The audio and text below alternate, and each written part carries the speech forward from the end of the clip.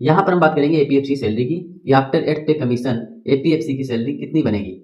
इसका पे लेवल 10 होता है। वहीं अगर ग्रेड पे की बात करें तो 5400 ग्रेड पे की नौकरी होती है।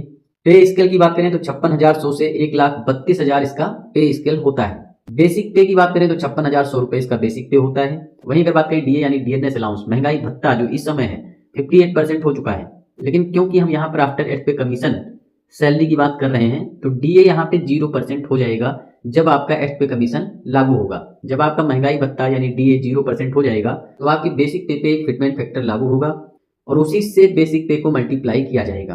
तो यहाँ हम मिनिमम फिटमेंट फैक्टर लेकर चलेंगे कि 2.0 आपका मिनिमम फिटमेंट फैक्टर लगेगा।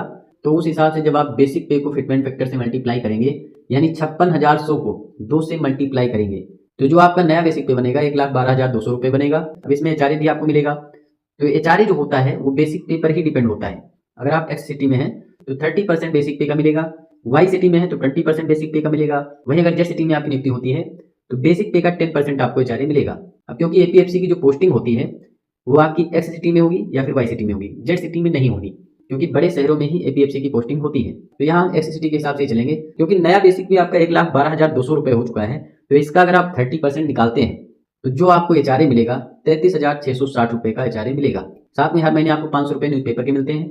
इसके साथ में आपको हॉस्पिटैलिटी अलाउंस मिलता है, मतलब जो आप कोई आता है स्वागत करते हैं उसका सत्कार करते हैं, चाय पानी पिलाते हैं, तो उसके भी 1,000 रुपए पर मंथ आपको सैलरी में मिलेंगे।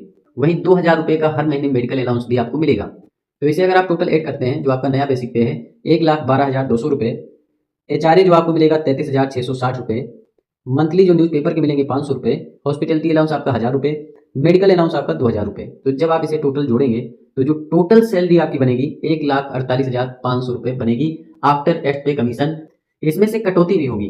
कटौती कैसे होती है? नेशनल पेंशन स्कीम के तहत 10% की कटौती होती है। एनपीएस जो 10% कटता है, बेसिक पे प्लस डियरनेस अलाउंस का 10% कटता है, क्योंकि डीए यहाँ पे 0% हो चुका है और नया बेसिक पे आपका 1,12,200 रुपए है। नए बेसिक पे 1,12,200 का 10% जब आप निकालेंगे तो 11,220 रुपए आपका आएगा, क्योंकि सैलरी भी आपको हर साल लगभग 15 लाख के करीब मिलेगी। तो उस हिसाब से देखा जाए तो आप 12 लाख के ऊपर हैं, तो इनकम टैक्स भी आपको देना पड़ेगा जो लगभग 65 से 70,000 के करीब में आपका इनकम टैक्स होगा।